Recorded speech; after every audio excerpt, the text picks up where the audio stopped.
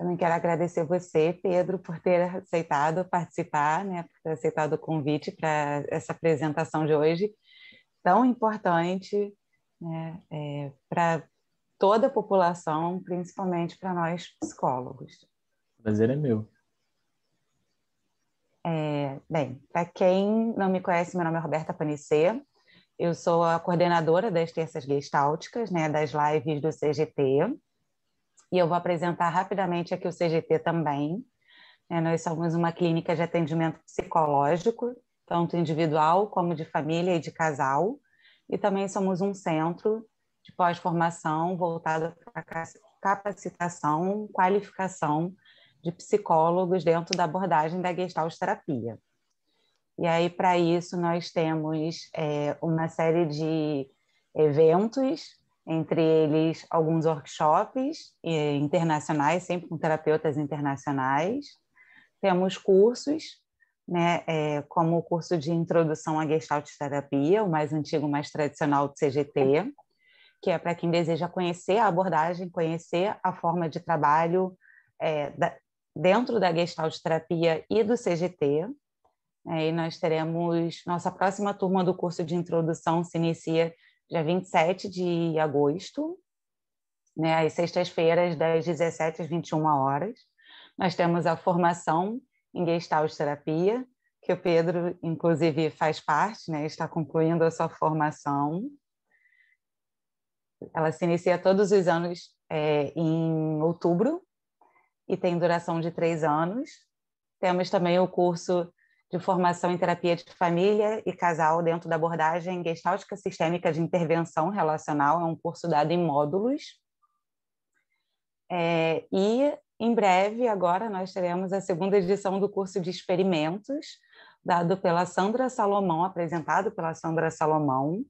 É um curso que terá 2 aulas, uma no dia 6 de junho e outra no dia 13 de junho, 2 terças-feiras, de 13 às 17 horas. Esse é um curso mais pontual, que surgiu durante a pandemia e que agora está tendo a sua segunda edição para quem deseja aprender técnicas e teoria sobre experimentos em Gestalt terapia.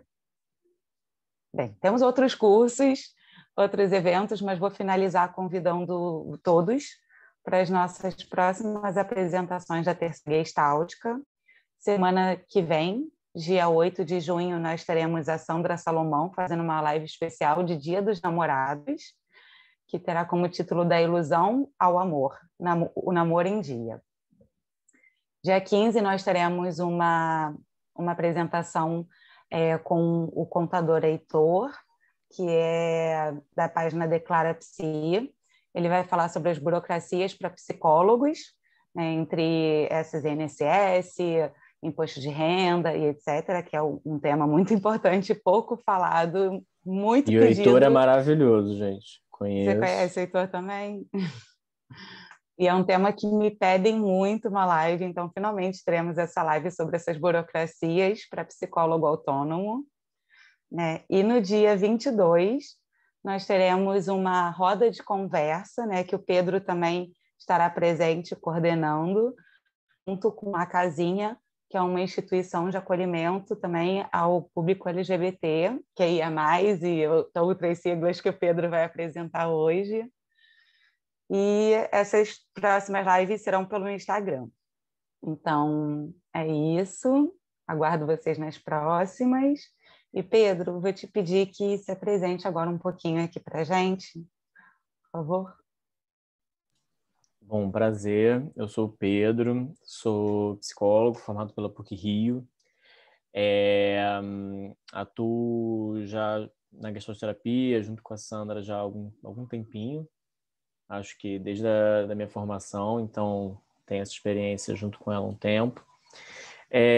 Sou amante de processos grupais, sou militante das causas LGBT, QIA+, sou artista de rua, circense, pernalta, performer, multiartista. E eu falo tudo isso exatamente para falar um pouquinho de onde é que eu estou vindo para falar com vocês hoje, desse olhar do ABC LGBT, né? o nome, de alguma forma, já é um convite para a gente começar a pensar essa base, né? De se alfabetizar um pouco nesse olhar sobre a sexualidade. Esse curso ele vem um pouco inspirado num curso que a gente tem também no CGT, que é o curso de Sexualidade e Terapia Sexual e o curso Sexualidade para Todos. Inspirado nesse curso, mas também baseado em alguns estudos meus. Esse curso é ministrado no CGT pela Arusa Carelli, e é um curso que dá uma boa base para o trabalho clínico, de um entendimento maior sobre a sexualidade humana e de um trabalho clínico com disfunções sexuais. E aí eu queria ouvir um pouquinho de vocês, eu sei que é aberto ao público, mas só para entender se a maioria aqui é psi, se a maioria aqui é público em geral, eu sei que tem uma pessoa que é psicóloga, que eu conheço. Mas pode colocar no chat, não precisa falar também não, gente, só para eu ter uma ideia. Oi, boa noite, Roberta, Pedro. Eu sou Dione, eu sou psicóloga, gestaltoterapeuta. Eu sempre participava das terças gestálticas aí da Sandra, né? Presencial, mas depois, enfim, por conta da pandemia, a gente veio com esse encontro, né? Que para mim é muito bom, né? Que a gente continua se encontrando, mas eu sou psicóloga também, tá? Temos, então, duas psicólogas, um estudante de psicologia.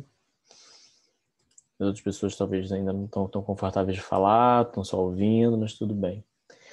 Então, gente, já que a maioria aqui é psi, eu vou usar um vocabulário um pouquinho mais psi, um pouquinho mais gestáltico, tá? Se alguém tiver alguma dúvida, pode falar. Esse aqui é um espaço exatamente para a gente poder conversar e discutir sobre esse assunto. Então, mesmo que você tenha medo da forma que você vai falar, da maneira, se tiver um pouco mais de receio, bota no chat, a Roberta lê sem falar seu nome. Não tem problema nenhum, que é exatamente o espaço para a gente poder ir desconstruindo um pouco desse tabu que é se falar sobre sexualidade, né?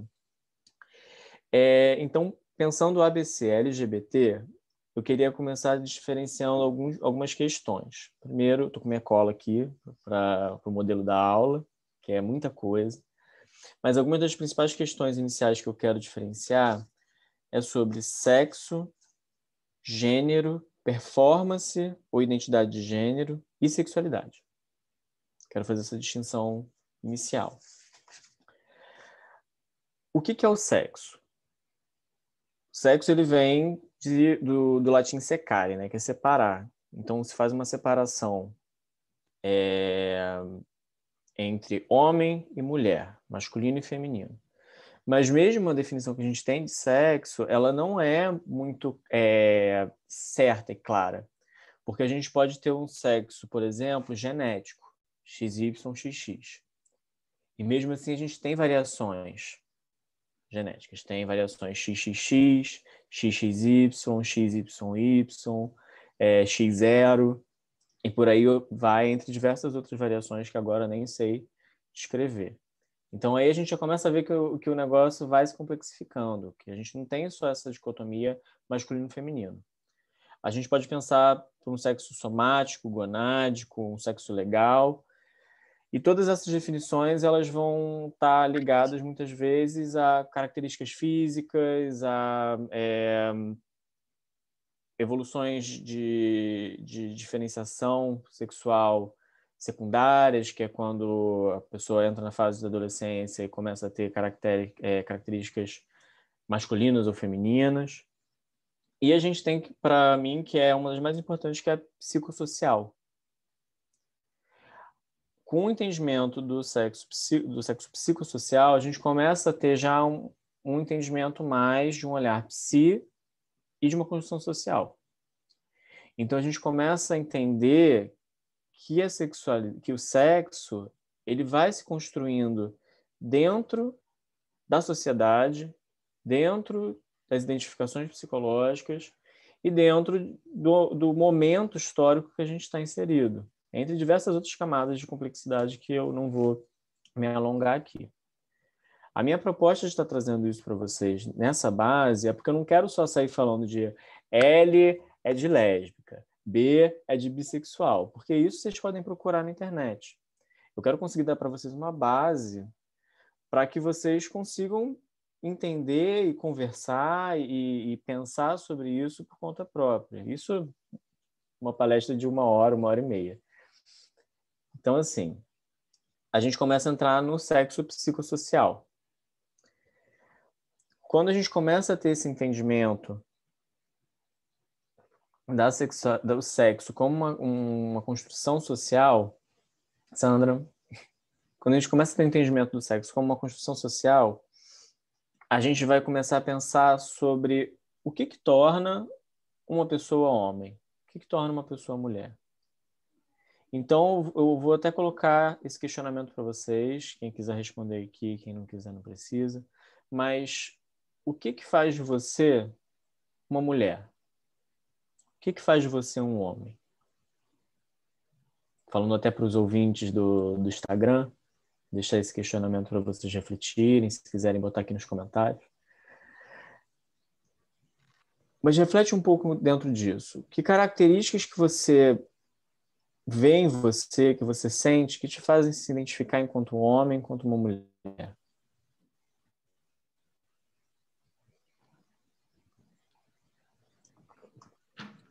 Uma pausa para um gole de chá, um gole de água.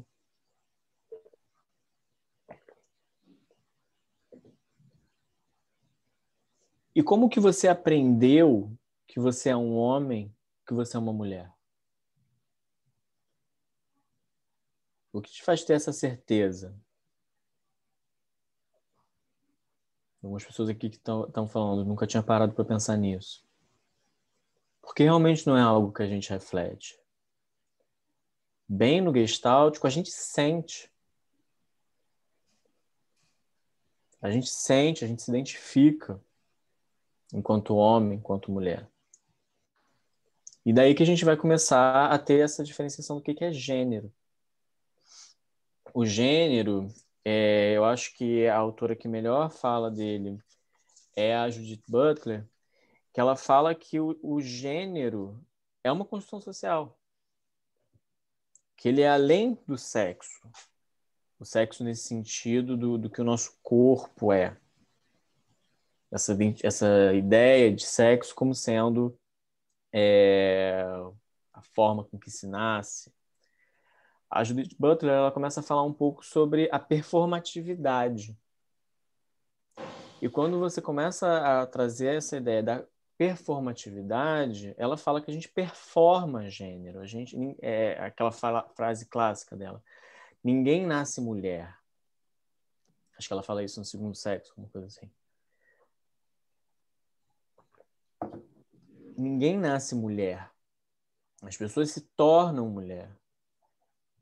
As pessoas se tornam homem. E a partir dessa ideia de performar gênero, que a gente vai ficar aqui começando a refletir sobre todos esses temas. Por exemplo,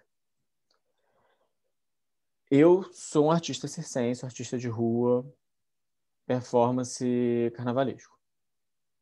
Quando eu saio na rua com barba, no momento eu tô só com bigode, mas com barba e uma saia, eu tô fazendo me fugiu a palavra, mas eu tô testando uma posição. Eu tenho uma barba, eu tenho uma saia. Isso não é nem uma questão tão complexa. Mas já começa a colocar em questionamento essas ideias de performatividade de gênero. Por que um homem não pode usar uma saia ou um salto alto ou usar maquiagem? Por que até alguns anos atrás, algumas décadas atrás, uma mulher não podia usar calça? Por que tem empregos que são de mulher, empregos que são de homem?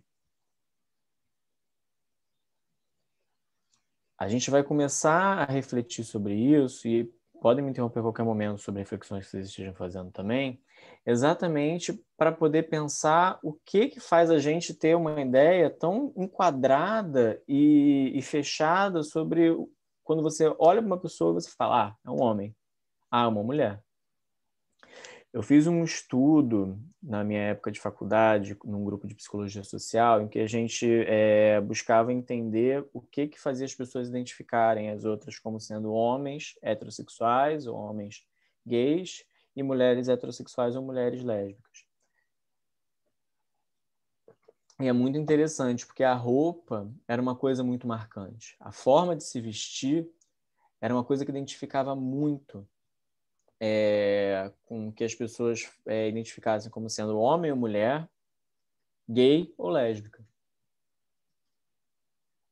Então, muitas vezes, era colocado que o homem gay, ele se cuidava mais. Ele tinha um cuidado estético maior, ele se vestia bem. Enquanto o homem hétero era colocado como uma pessoa que não se cuidava, que não tinha atenção com as roupas, acho que tinha até algumas falas que fedia, por exemplo. E a mulher lésbica normalmente era colocada como masculina. Então eram roupas masculinas, eram atitudes masculinas. E o que isso quer dizer, né? Roupa não tem gênero. Roupa, é tecido, é retalho que se costura. Se alguém de design me ver falando isso, me mata, né? Mas a maior questão é essa, porque a roupa por si só, ela não tem um gênero. Ela é pensada para um gênero, mas ela não tem um gênero. Cor não tem gênero. E mesmo assim a gente tem pessoas que discutem que rosa é para mulher e azul é para menino. Então, a partir disso, eu queria ouvir um pouquinho vocês, quem tiver alguma coisa para falar, o que vocês estão começando a pensar em relação a isso?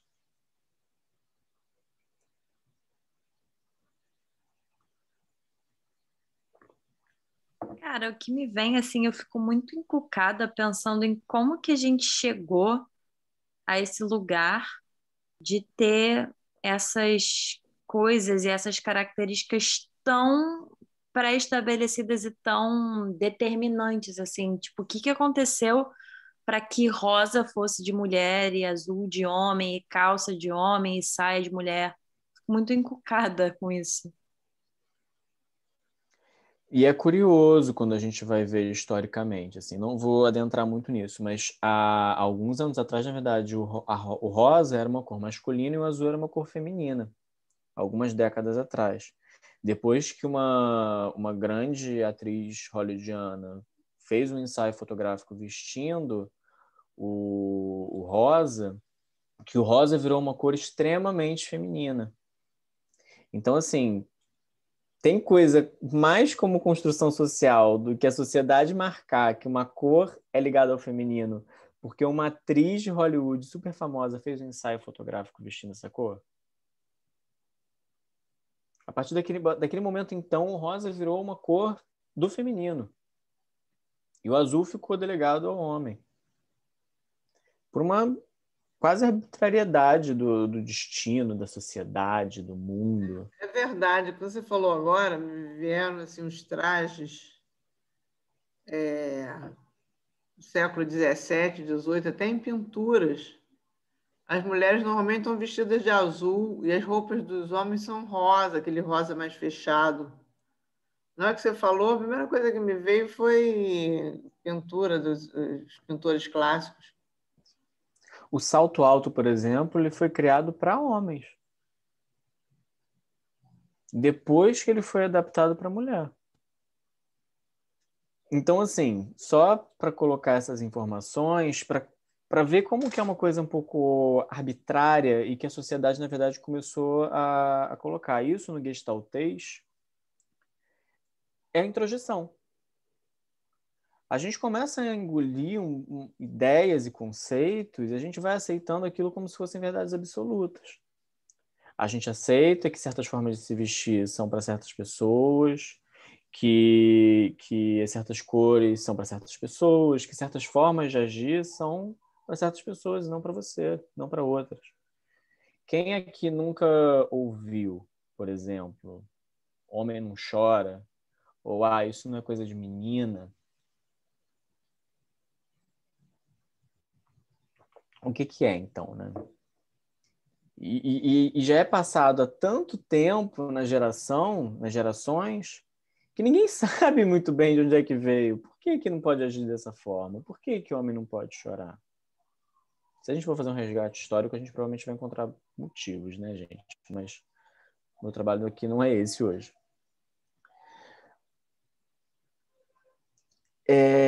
Voltando ao fio da meada.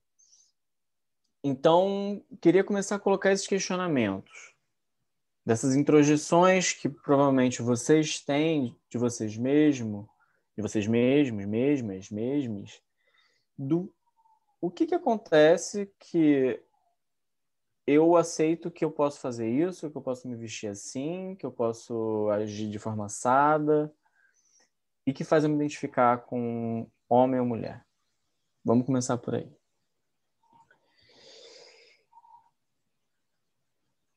Dessa forma, o gênero é aquilo que a gente se identifica. Não adianta só a gente ouvir as pessoas falarem pra gente o que a gente é, se a gente não se identifica. E eu acho que isso é uma coisa muito linda que a Gestalt terapia propõe, porque a gente vai sentir, a gente vai entender. E dessa forma, o gênero sendo essa forma de identificação subjetiva de quem nós somos dentro dessa perspectiva do masculino, do feminino, e além desse binômio masculino e feminino, a gente já começa a falar um pouco aqui sobre a letra T, que são as pessoas transexuais. Transsexual significa além do sexo. São pessoas que não se identificam com o gênero que foram designadas quando nasceram. E aqui eu quero deixar bem ressaltado isso. Assim, não são pessoas que nasceram num corpo errado, ou que o corpo é errado, ou que não são o que são, enfim. Porque isso parece que a pessoa nasceu errado, e não é isso. Elas não se identificam com aquele gênero designado. Porque o corpo está certo, o que está errado é a forma que a sociedade impõe.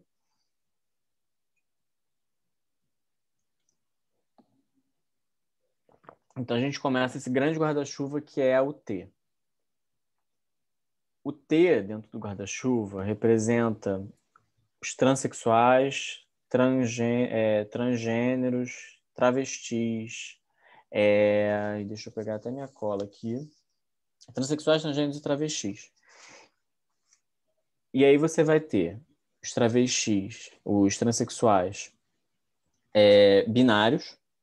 Então, você tem um homem trans, que é uma pessoa que no nascimento foi designada enquanto uma mulher, só que se identifica enquanto homem, então é um homem trans.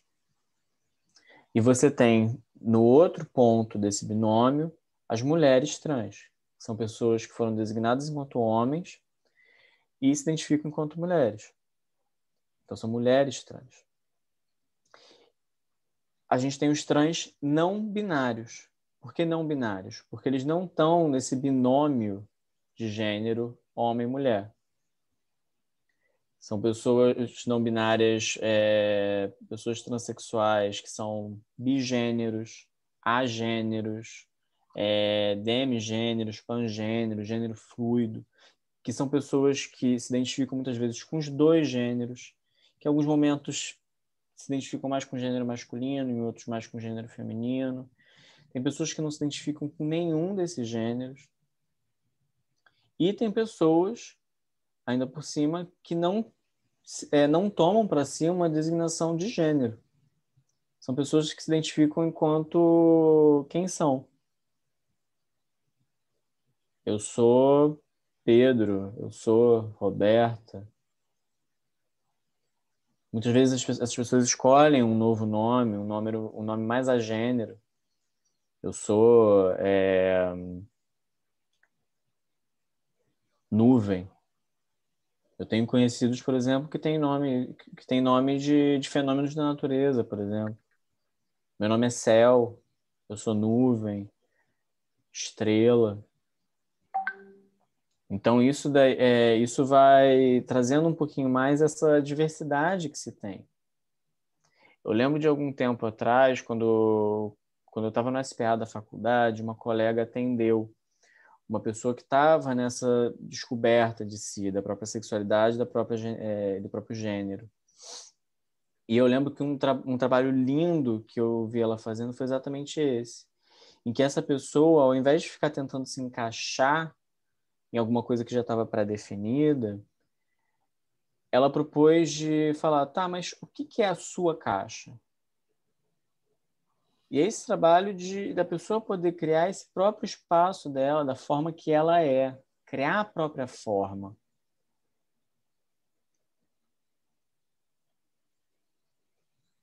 Alguém tem alguma questão com relação ao T, que é por onde a gente começou esse grande debate?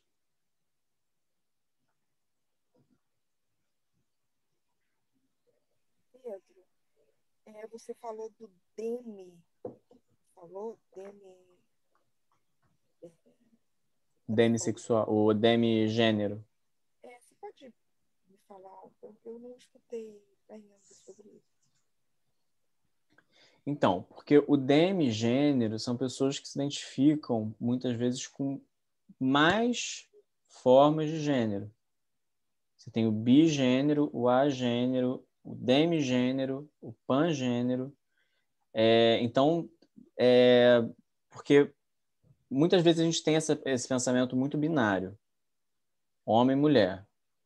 Então, é mais fácil a gente chegar talvez na ideia do bigênero. Uma pessoa que se identifica enquanto homem e mulher. O demi, ele vai ter uma outra forma de identidade que vai estar muito mais entendida em vez de um binômio, como se fosse uma escala, vamos dizer assim. De alguma forma ficou mais claro?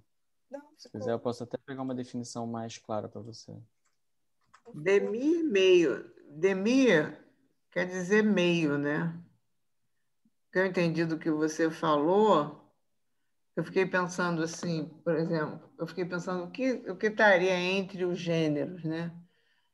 Ele se identificaria, vou falar uma bobagem aqui, mas Tem espaço para isso. não, porque eu fiquei pensando, não é travesti, o que eu fiquei pensando é o que seria uma identificação que não seria exatamente com o gênero? Teria a ver com o fluido ou não? Porque na verdade o fluido ele vai estar andando nessa escala. O demi ele vai estar localizado em algum ponto desse meio. É porque demi é meio, demi é metade.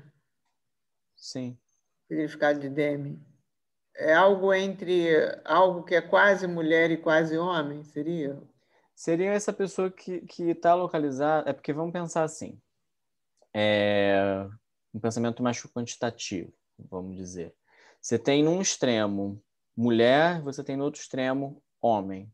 E você tem uma linha aqui no meio em que você tem vários tons de um ao outro. Você tem vários tons entre homem e mulher.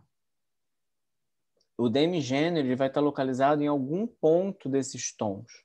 Então, a bandeira hétero, desculpa dizer, a bandeira hétero, ela é preta e branca. Então, vamos pensar preto e branco. Num lado você tem o branco, do outro lado você tem o preto. O demi, ele vai estar nesses tons de cinza. Consegui, de alguma forma... Sim, sim.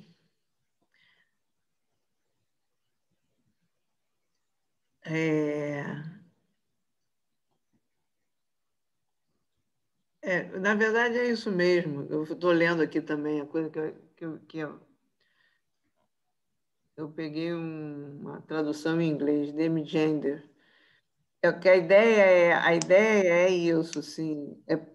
Eu me identifico parcialmente, a ideia é eu me identifico parcialmente com um gênero e parcialmente com o outro. Sim. É porque, nesse aspecto, muitas vezes é difícil da gente entender aquilo que a gente não vive. Para mim faz maior sentido. Vai ver que eu sou demigênero, nem sabia. Eu entendi tão bem, assim, agora, né? Você em parte, é isso. Na Que é uma... verdade, é que eu estou pensando aqui, que, na verdade, assim, em termos de fenomenologia, isso sempre existiu.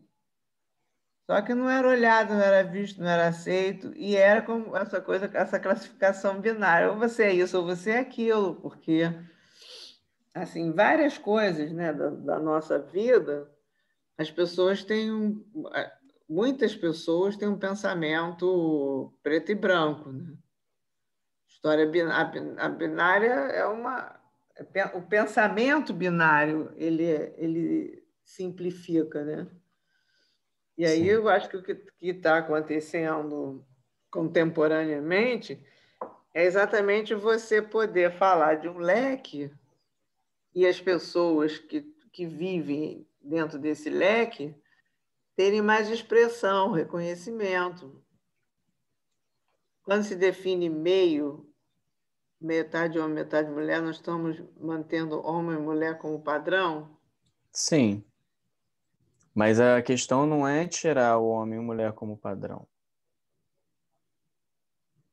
Como A parâmetro questão para é definir? como parâmetro. A questão não é tirar o homem e a mulher como parâmetro. É porque tem pessoas que não têm homem e mulher como parâmetro. Tem pessoas que têm. Eu vou introduzir agora um outro termo. Eu, por exemplo, eu sou um homem cis. Quando eu nasci, eu fui designado enquanto homem e eu me identifico enquanto homem. Muito provavelmente a maioria das pessoas aqui se identifica enquanto cis.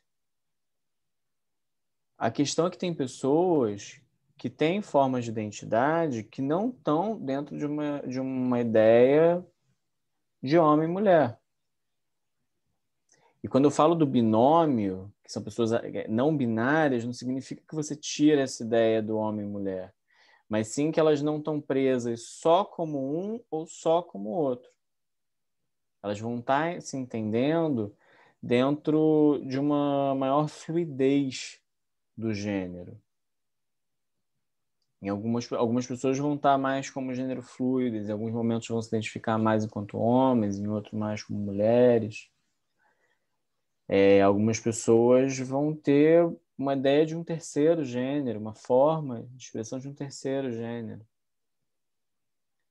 Que aí você começa aí na forma da performatividade, que é que eu estava falando, que são pessoas que muitas vezes vão ter um vestuário mais andrógeno, uma forma de estar no mundo mais andrógeno. Que é exatamente que ela vai estar nessa dança no mundo dessa outra maneira. Ia falar, Roberto?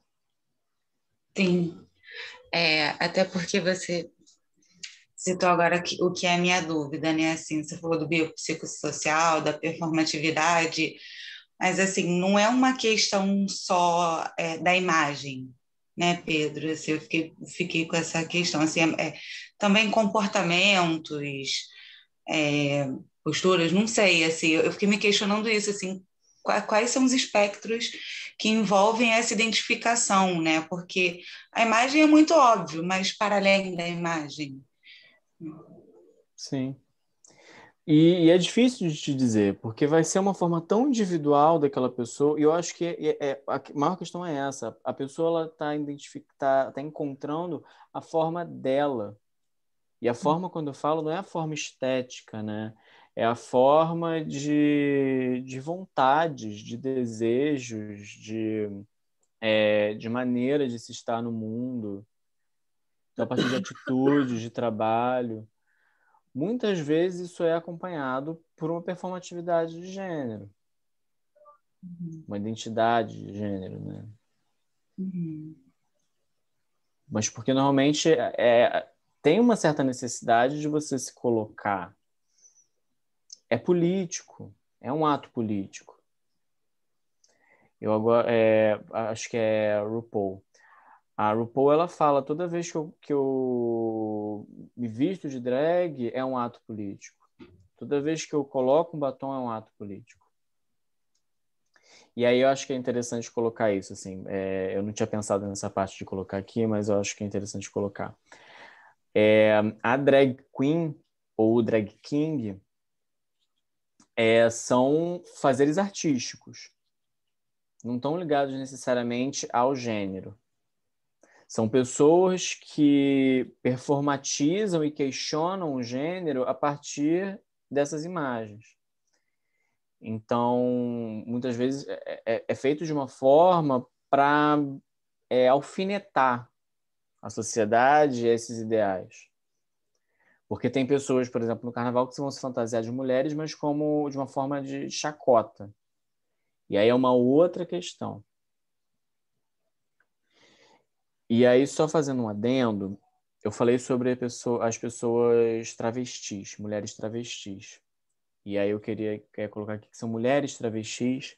E o travesti é um termo muito mais complexo, porque é uma coisa da sociedade brasileira. Assim como tem no México as muxas, por exemplo, na Índia você tem também pessoas que têm essa forma de identidade, que estão ligadas muitas vezes à religiosidade, que no Brasil a gente tem as travestis que são mais ligadas a um fenômeno social. E aí é um aspecto muito mais complexo que eu não vou entrar aqui, porque precisaria de 2 horas inteiras só para a gente falar disso.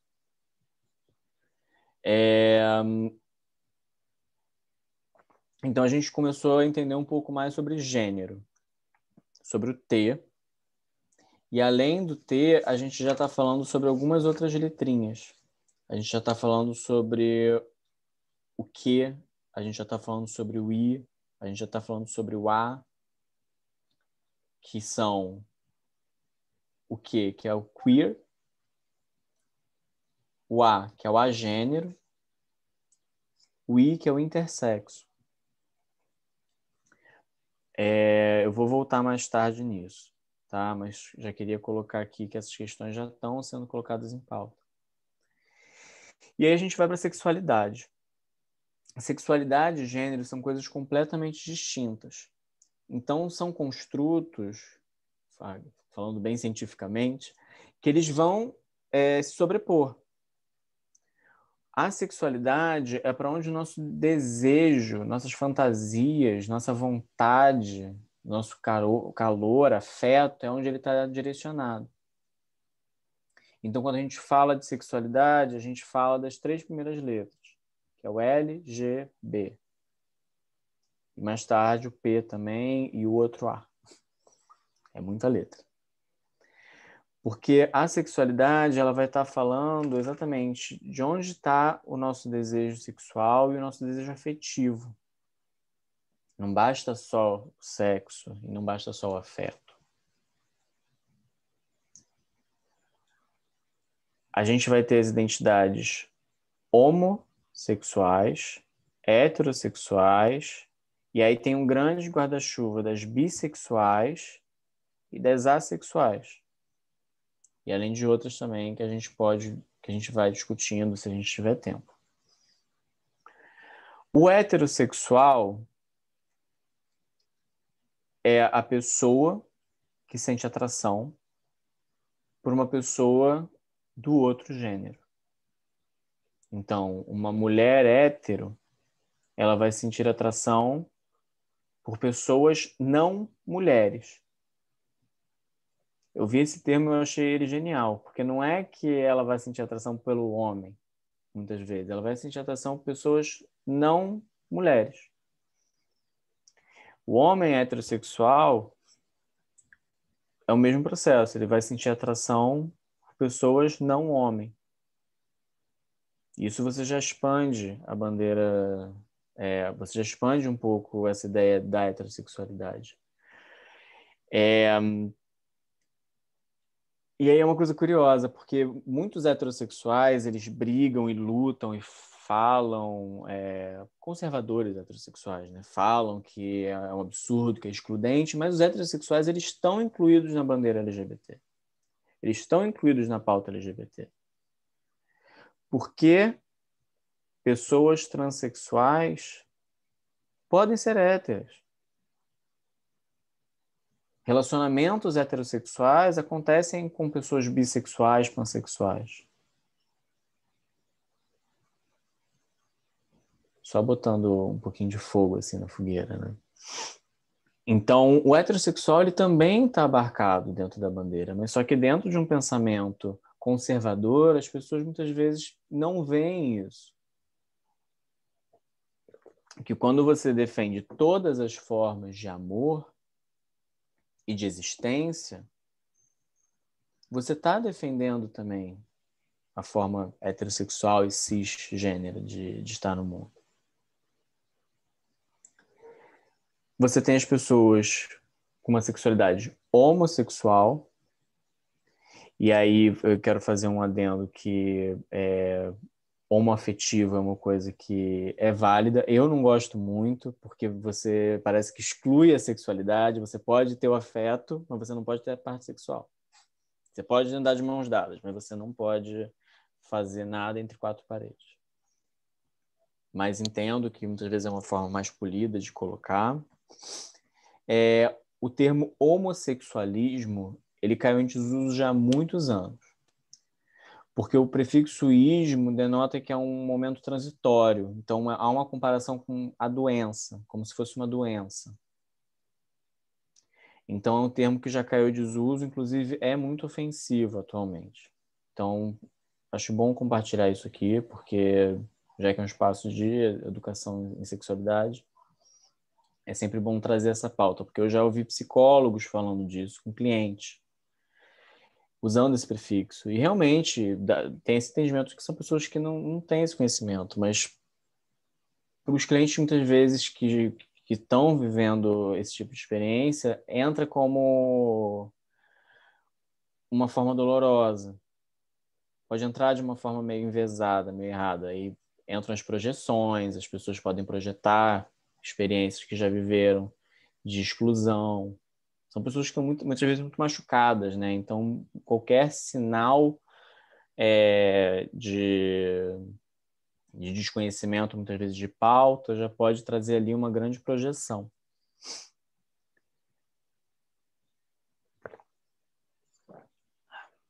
Acabou minha água. Tem um comentário aqui. Sim, eu mesma não continuei atendimento com uma psicóloga porque ela batia na tecla de usar o termo opção sexual. Sim, muito bom que você trouxe também esse termo. Opção sexual também é um termo que já caiu em desuso há muito tempo. Porque não é opção. E aí eu quero colocar esse questionamento também. Quando é que você, heterossexual, escolheu ser hétero?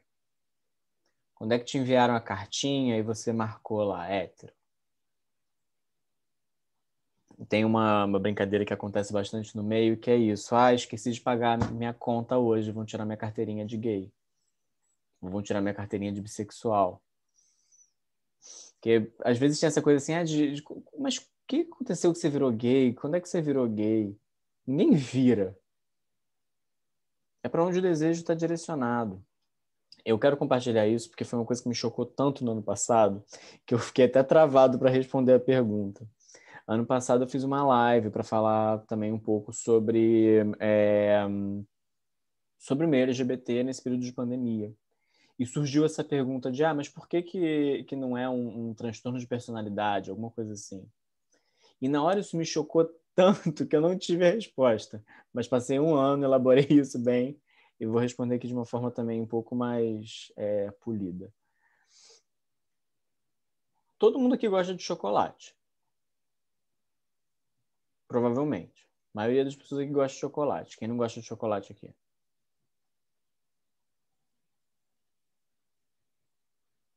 Mas existem pessoas que não gostam de chocolate. Tem pessoas que às vezes enjoam de chocolate e querem comer uma salada. E nem por isso a gente patologiza essas pessoas. Nem por isso a gente vai patologizar esse não desejo ou essa falta de desejo por chocolate. Tem gente que vai preferir comer pizza. Tem gente que não gosta muito de doce, assim. Essa vontade, esse desejo que eu tô falando, além da fome, que é uma necessidade.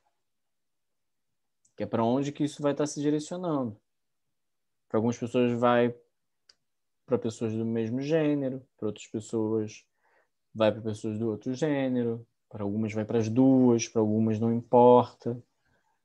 E por aí vai, a gente vai estar olhando isso. Alguma questão sobre hétero e homossexual? Alguma dúvida, algum questionamento, alguma pontuação sobre essas questões que eu trouxe agora? Não, na verdade não é uma dúvida não, Pedro, é só porque essa eu queria pontuar, né? Porque você falou do homoafetivo, e eu achava que o homoafetivo era mais abrangente do que o homossexual, assim, do que a homossexualidade. E hoje eu achava que isso era mais legal do que o outro, assim, vou dizer mais legal por falta de palavra mesmo, mas eu achava assim que eu estava sendo mais incluindo mais aspectos do que homossexualidade. E hoje eu aprendi que não. Então só queria pontuar Não, isso. É muito importante você importante, trazer. mas é importante você falar isso também, Roberta, porque acontece. Isso é uma leitura minha a partir dos meus estudos. Não tem nada de Uhum, errado com o homoafetivo. Mas uhum, dentro de alguns materiais que eu já li, de alguns estudos que eu já fiz, eu não gosto muito. Eu, Pedro. uhum. Não, e eu gostei do conceito, né? Que você falou assim, pode andar de mão dada, mas não pode ter sexo, né? Então eu gostei desse ponto. Mas só falando isso, assim, que para mim era mais abrangente, não necessariamente, né? Sim. É porque quando você fala de homoafetivo, você está falando sobre a afetividade, que também é que é uma coisa que a gente está discutindo aqui, dessa diferenciação entre o afeto e o sexual, que estão dentro da sexualidade, mas são coisas um pouquinho distintas. Deixa eu ver se eu consigo encontrar aqui rapidinho na minha cola. Tu, tu, tu, tu, tu, tum.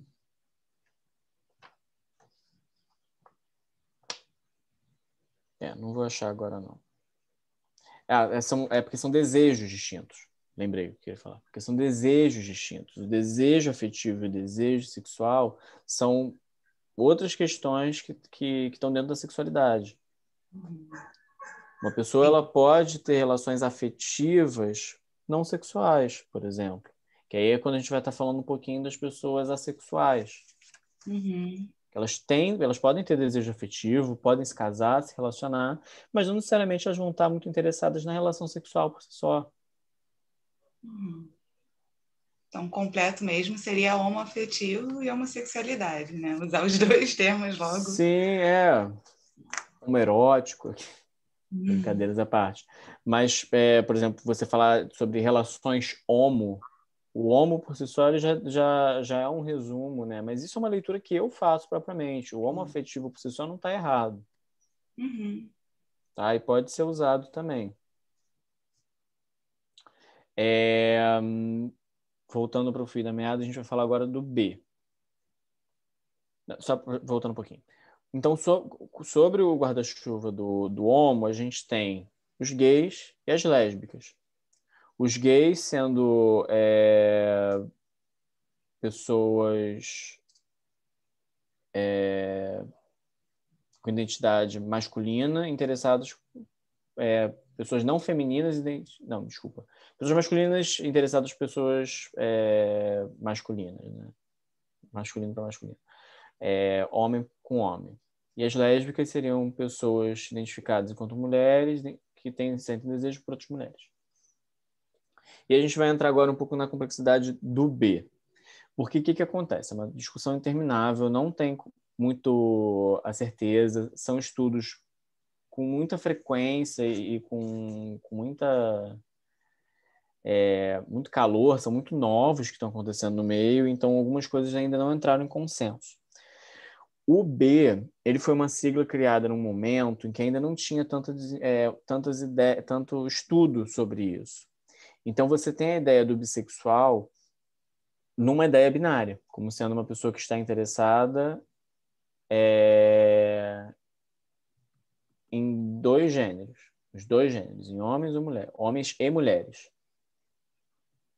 Então, é um homem bissexual que se interessa por homens e se interessa por mulheres. Em alguns momentos ele vai se interessar mais por homens, em outros mais por mulheres. Em alguns momentos ele vai se relacionar com homens, com mulheres, ou com os dois ao mesmo tempo. Há toda uma questão nisso. Com o passar do tempo, surgiu a sigla P, que é para pansexual, que são pessoas que se relacionam com pessoas, independente do gênero, independente da identidade de gênero, da forma de sexualidade. O que vai acontecendo... Tchau, Sandra. O que vai acontecendo é que, depois do manifesto bissexual, você tem um entendimento que, na verdade, o bissexual é um termo guarda-chuva também, para pessoas que se interessam por dois gêneros ou mais. Então, pessoas que se interessam por homens e mulheres e pessoas gênero neutro, gênero fluido, e por aí vai. Então, você vai começando a ter esse entendimento de que tem certos aspectos e certas bandeiras que foram se separando e se distinguindo. Só que tem um debate muito grande se isso é uma coisa boa ou uma questão ruim. Porque quando você vai separando as letras cada vez mais, algumas pessoas defendem que você vai perdendo força do movimento. E tem pessoas que acreditam que é uma coisa boa, porque você tem mais formas das pessoas se identificarem. Eu já tive uma opinião muito de não, tem que ser pouca letra, tem que juntar todo mundo. Hoje em dia eu tô mais nesse meio termo, assim, consigo entender um pouco mais dos dois lados. Inclusive por conta do curso da Arusa, que eu era bem militante de falar não, tem que ter pouca letra, porque aí senão a gente perde força. Força política, que eu digo, né? E hoje em dia eu já consigo ter esse entendimento de algo que também está dentro da forma das pessoas se identificarem, né? Então a gente já falou aqui sobre LGBT. E aí agora eu vou falar uma das siglas mais atualizadas que a gente tem, que é LGBTTTQQIAAP+. Como é que é para vocês ouvir isso?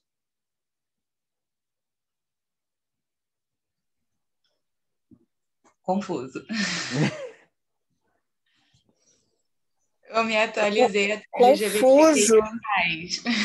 Confuso também. Ô, Pedro, eu quero um curso. Temos um curso. O curso da Arusa fala sobre isso, gente. Não tem problema, não. Esse curso é porque o que acontece? Eu acabei esquecendo de falar isso. Essa live foi pensada porque a gente está no mês do orgulho LGBT, que ia mais. Então, a gente está fazendo isso porque já era uma ideia antiga da gente fazer essa palestra e a gente viu nessa possibilidade, nesse momento, de fazer nesse formato. E aí a minha ideia é da gente poder ter mais interação, né, do que fazer só uma live, eu e a Roberta falando. Então, eu acho que é mais interativo a gente fazer assim e depois a gente passar para lá, mesmo que seja pouquinhas pessoas. Mas o que acontece? Eu vou falar um pouquinho e a gente vai entendendo isso. A gente tem o L. A sigla ela começou como GLS.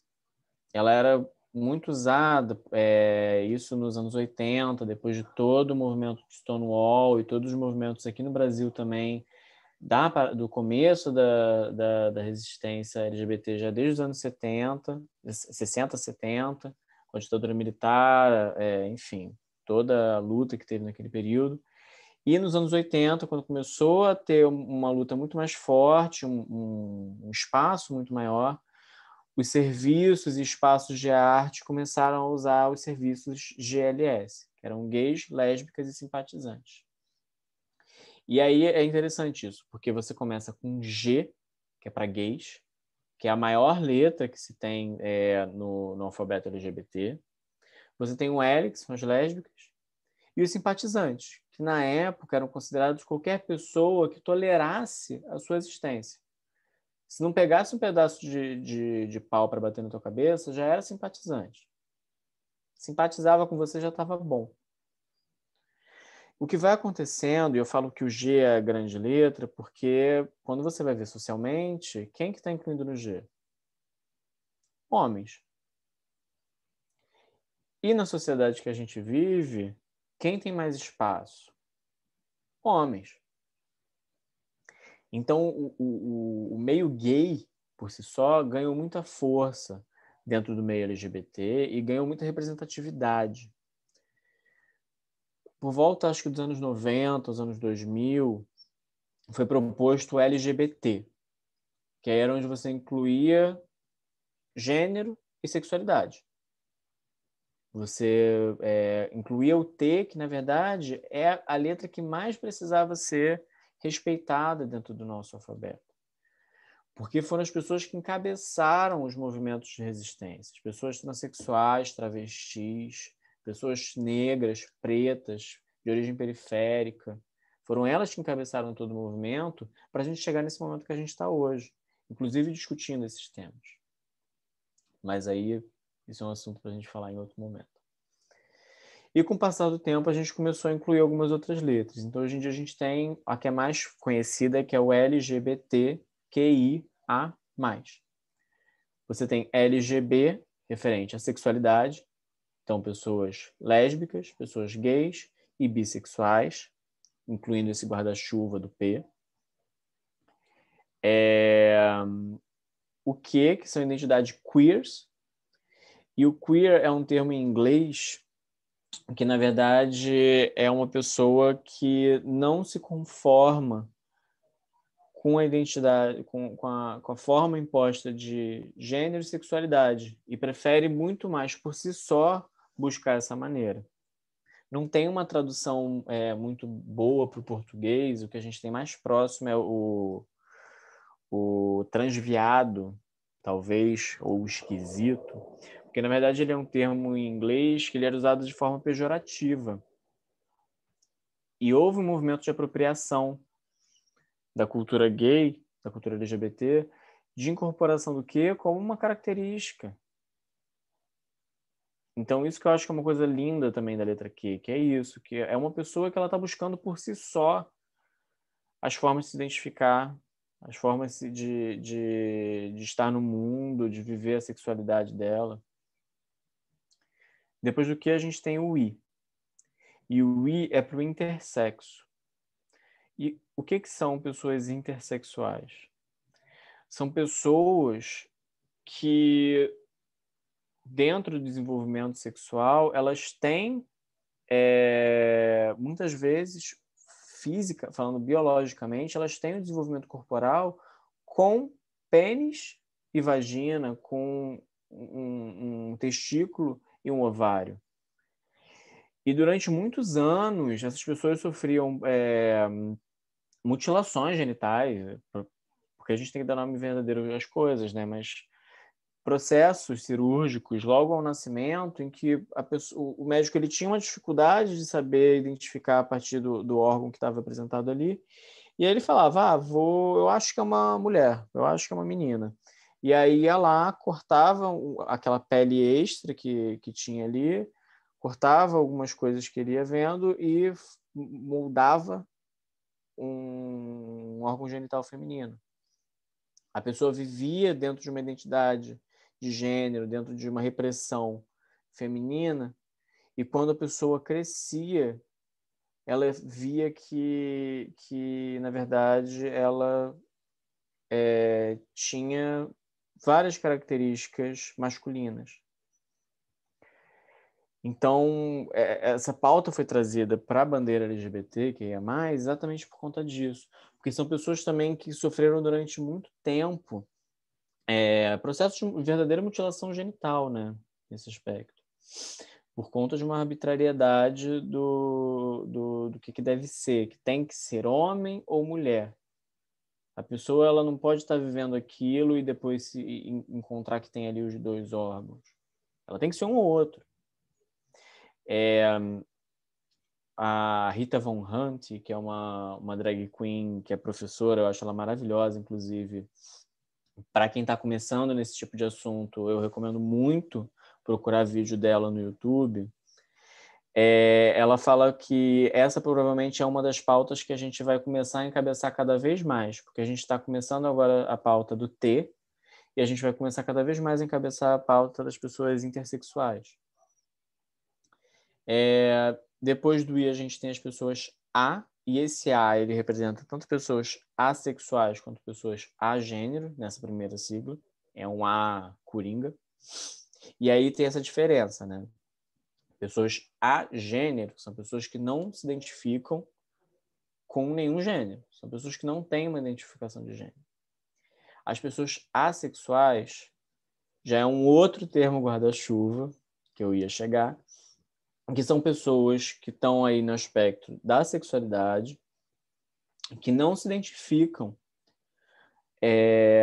com desejo sexual direcionado propriamente a ninguém. A pessoa ela não se sente com desejo sexual. Ela pode ter um desejo afetivo, mas ela não necessariamente tem um desejo sexual. E nesse aspecto, ela pode ter diversas formas, são diversas maneiras de ser uma pessoa assexual. Você pode ser uma pessoa assexual sazonal, pode ser uma pessoa assexual autossexual, desinteressada, romântica ou radical. E aí os radicais eles se consideram os verdadeiros assexuais. Mas as pessoas assexuais, muitas vezes, elas podem ter. Muitas vezes não, elas podem ter relação sexual, gente. Assexual é diferente de assexuado. Isso é importante definir. As pessoas assexuais, elas só não têm muito interesse. Fazer sexo e comer uma fatia de bolo, tanto faz. Muitas vezes vai preferir comer uma fatia de bolo. Então, é bom levantar essa discussão. Há um tempo atrás eu fui convidado também para dar uma aula na PUC, exatamente sobre esse módulo de diversidade. E uma pessoa, ele começou a falar, mas como é que uma pessoa sexual vai se relacionar? Vai ser péssimo para relação e vai ser horrível, deve dar muita briga. E eu pontuei isso, não dessa forma, tá, gente? Estou exagerando, senão daqui a pouco ele vem aqui e fala que não foi desse jeito. Mas ele começou a botar esses questionamentos. Mas como é que uma pessoa sexual tem uma relação afetiva, né? É porque é uma pessoa assexual, não afetiva. O que eu questionei dele é o que em você que coloca a relação romântica com um peso tão grande na sexualidade. Por que a relação romântica é tão ligada à sexualidade? Acabou o sexo, acabou o amor, acabou o romance, acabou a relação? Quando uma pessoa está acometida de alguma doença, não tem sexo, acabou a relação?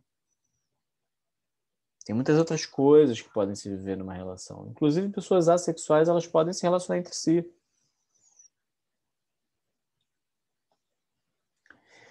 Alguma questão sobre a sexual, que normalmente é uma questão que dá bastante pano para manga.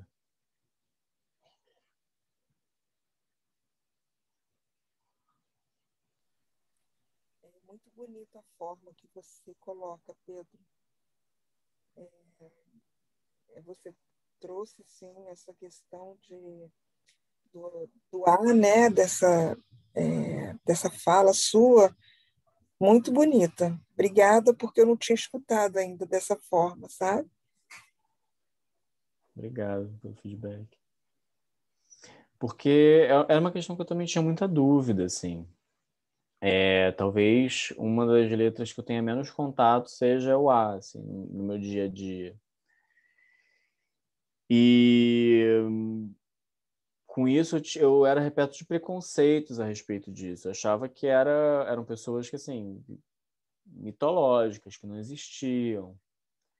E, na verdade, dentro de alguns estudos, mostram que há uma quantidade representativa de pessoas assexuais que estão vivendo a sexualidade delas a partir de uma forma assexual.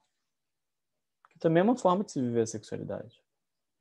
E uma forma válida, uma forma justa.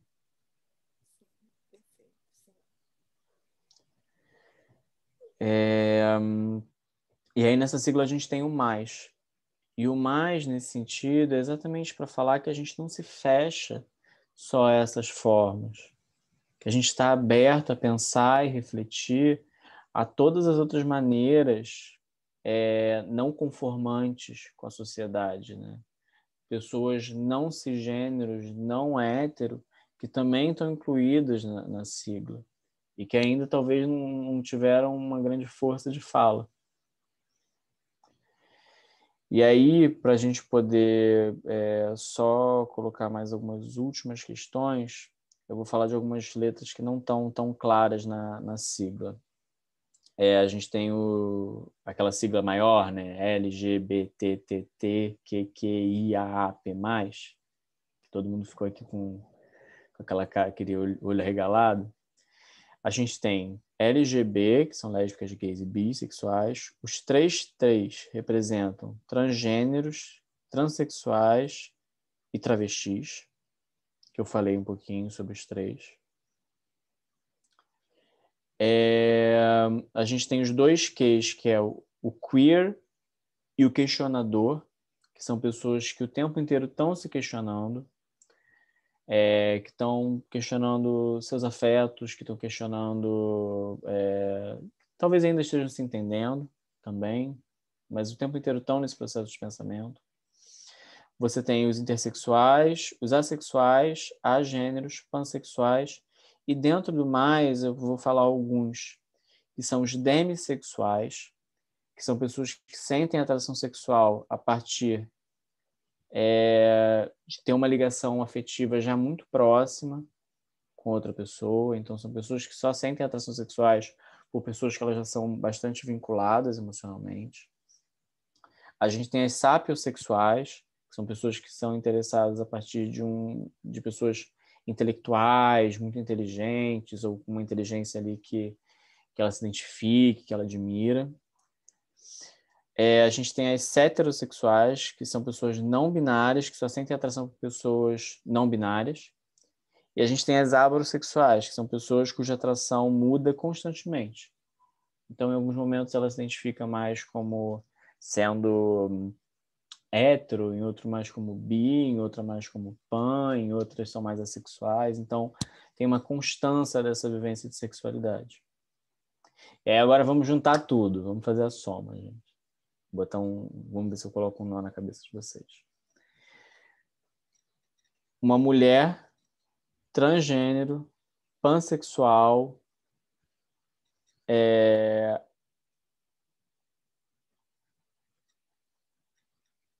uma mulher transgênero pansexual, por exemplo. O que vocês têm esse entendimento?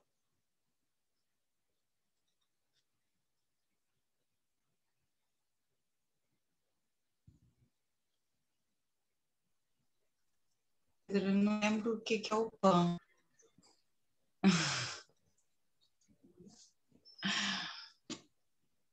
O PAN são pessoas que sentem atração sexual independente do gênero.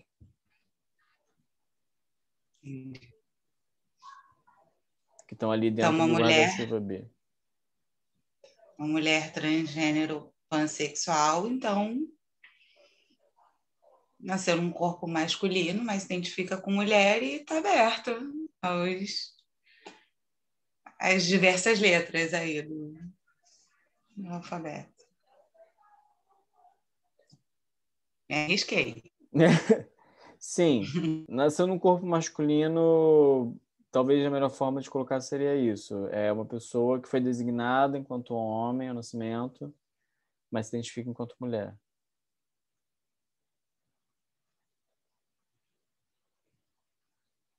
E a partir disso que a gente começa a entender que tem pessoas que...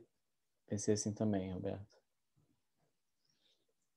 E é assim que a gente começa a entender que gênero e sexualidade são coisas distintas. Você tem pessoas cisgênero heterossexuais, você tem pessoas cisgêneros homossexuais, pessoas cisgêneros pansexuais, bissexuais, assexuais, e você tem pessoas transexuais ou assexuais com sexualidades homo, hétero e por aí vai. E aí talvez onde as coisas começam a se embaralhar, né? E aí eu vou colocar isso assim, é daí onde vocês vão partir desse debate agora, daqui para frente, espero eu. De começar a entender, junto com a pessoa que você está convivendo, ou com quem você está conversando, que aquela forma dali é muito única. Não é porque uma pessoa é trans que tem um pouco desse entendimento. Pessoas trans é porque são super gays. É tão gay que queria ser mulher. Ou é tão sapatão que queria ser homem. Não é isso. A identidade da pessoa é uma coisa. A identidade de gênero é uma coisa. A sexualidade é outra. A pessoa ela pode ser um homem trans gay. Inclusive, existem muitos homens trans bissexuais. Então, a partir disso, eu quero colocar para vocês, assim, de que talvez desse momento em diante é onde vocês vão estar partindo para poder pensar isso, discutir isso, conversar sobre isso. Eu vou até voltar, porque eu achei muito legal quando você falou que o hétero também está incluso, né, nesse alfabeto. E eu fiquei pensando, é verdade, né? Assim, um hétero pode se interessar por uma mulher trans e continuar hétero por causa disso, não muda em nada. Sim. Então, eu acho que você falou do debate, já levantou, né? Para mim, desde ali, daquele pedaço, eu já estou com esse questionamento, assim, né? Sim. Até o hétero tá envolvido. Como que quando você falou pareceu tão óbvio, mas como é que não passou antes, né? Assim, porque é falta de informação mesmo. E porque tem um preconceito e um estigma muito grande, né? Socialmente, principalmente as mulheres trans e travestis, elas são colocadas num lugar que elas não têm o direito de serem amadas. E como que isso é adoecedor, né? Elas não merecem o afeto, elas merecem só a sexualidade. Então, essa é uma grande questão, né?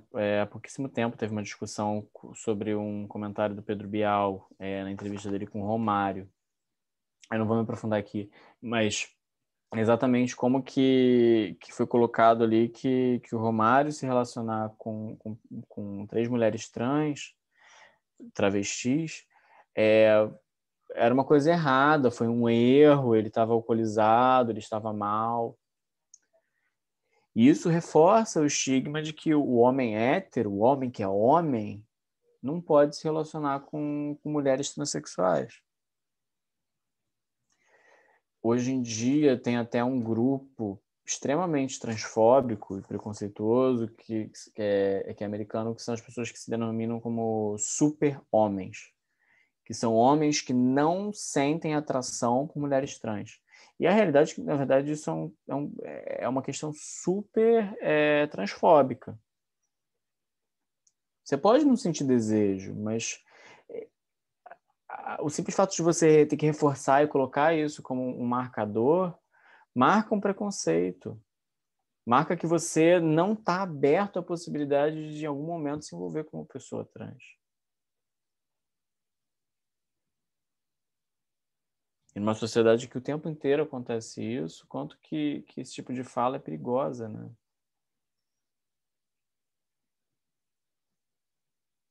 Até porque o Brasil é o país que mais mata, né, Pedro? Então...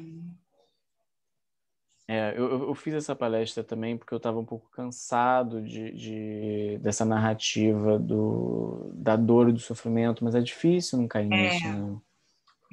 Eu também já quase coloquei isso antes, hesitei, mas nesse momento não dá para não falar, né? Sim. Porque a realidade é essa. O Brasil é o país que mais consome pornografia transexual e o que mais mata a população trans. Então, assim, a gente tem esses dois dados. O que a gente faz com ele? E a gente, enquanto psicóloga, informação.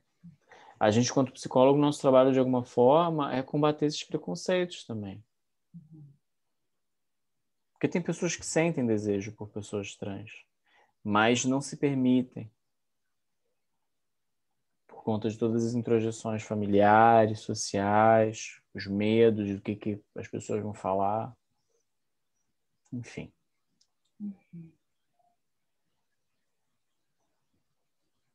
Então, queria deixar isso com vocês. Se alguém tiver alguma questão, alguma dúvida, pode falar. Senão ainda vou ficar... A gente vai postar esse vídeo no Instagram, então qualquer coisa também, qualquer questão que venha depois pode colocar lá, eu vou tentar acompanhar para responder. Pedro, também queria falar sobre o programa agora que teve, o BBB, né, 21, que foram colocadas algumas questões aí, o Fiuk, não sei se vocês assistiram, mas ele gosta de usar vestido, né, saia, não sei se vocês assistiram, e assim, levantou algumas questões e trouxe uma aproximação, assim, enquanto debates lá também, pedido de desculpa, de uma forma de pensar até homofóbica, né, de alguns participantes, e assim, são questões muito bacanas. Meu filho hoje tem 18 anos, e quando ele assistiu, assim, ele trouxe, o que tem ele usar, né, um vestido, assim, né, uma roupa. Então, quando você estava falando da roupa, né, assim, a cor, né, azul, o rosa. Então, assim, é importante que aconteçam, né, e para a gente assistir, para a gente hoje, o Gil do Vigor, né, fazendo um sucesso tão querido, e ele traz a identidade, é assim que fala, a identidade de gênero dele, né? Não sei se eu vou Não, falar a correto. A sexualidade. sexualidade, ok. Por isso que eu quero um curso. Sim, Que tem aparecido... então, mas pegando assim, é isso. O Gil, ele é um homem cis, ele se identifica quanto homem. Ele é gay. É um homem gay. E é tão querido, assim, né? Enfim, e isso é importante, assim. E também para... Eu tenho alguns clientes jovens, adultos, né? Com 21 anos, 22. Então, assim, o meu interesse dessa palestra foi até então para eu entender mais, por isso que eu falei do curso, né? E deixa eu colocar aqui meu rosto, que eu estou no final do dia, Melhor te atendimento, ver. mas tudo bem, não tem problema. O importante, né, somos nós aqui. E eu tenho muito interesse, né, de fazer um curso até então para conhecimento, porque são letras que vão aparecendo, né, que são, como você explicou, passou com uma delicadeza, sabe? Foi bem interessante, gostei muito. E eu tenho interesse, não sei se você dá curso, se você... Então, para eu me aproximar mais, né, desse assunto, desse tema, né, identidade, sexualidade, enfim. Tá? E te agradeço, gratidão pela fala, pela sua delicadeza de trazer esse tema, assim, que foi muito bacana. Você e Roberta, aí da Sandra Salomão, né, do Centro Gestalt aí da Sandra. Obrigada, gratidão. Agradeço pela presença. A gente tem o curso de sexualidade e terapia sexual, né, Johnny, com a Arusa. Se você quiser, pode entrar em contato, que eu acho que eu acho não, eu tenho certeza, eu coordeno essa área. O que eu tô falando assim, né? A gente está com a próxima turma para abrir em um mês. Tá lá se você olhar no Instagram, a gente está com o evento. Lá aí na Sandra? Aí, sim. Ok. Pelo Zoom tá bom. ainda. Tá bom. Ainda é a Márcia? É Márcia que é... A Márcia, sim, é uma das secretárias. Isso. É da secretária. Então eu vou falar, vou ver. Obrigada. Tá bom? Tem a Márcia e a Priscila, né? São as duas. Mas até ouvindo vocês dois, Pedro, eu acho esse tema muito importante, que nem eu falei no começo, para todos, mas principalmente nós psicólogos, né? Porque, assim, a gente vai ver um assexual, a gente pode olhar e questionar, assim, mas será que tem alguma questão com libido? Onde é que está a libido dessa pessoa? E a gente problematizar um monte de coisa psicologicamente em cima, sendo que a pessoa é assim. E a gente tem que respeitar isso. E não ficar procurando questão sobre isso, né? Assim, pode ser que alguém tenha alguma questão, pode ser que não, que ela é assim, ela nasceu assim, a gente tem que respeitar isso.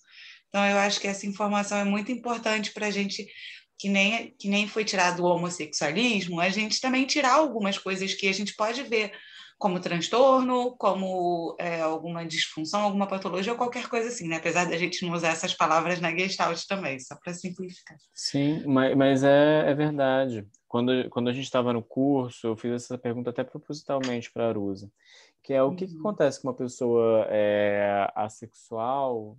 Será que não pode ser um trauma, que a pessoa é assim? E a resposta dela foi bem simples, se não há sofrimento, não há problema. A pessoa sexual, ela pode sofrer por muitos outros motivos. Por conta da pressão da sociedade de que ela viva aquela sexualidade como deveria viver, como ela se coloca em situações para poder ter o amor do outro, enfim. Mas não é necessariamente por conta de um trauma que ela é assim, encontrar um motivo psicológico, uma razão subjetiva. Não, ela está vivendo essa sexualidade dela. E muitas vezes já foi um grande processo para ela chegar e poder se identificar enquanto uma pessoa sexual. Sim.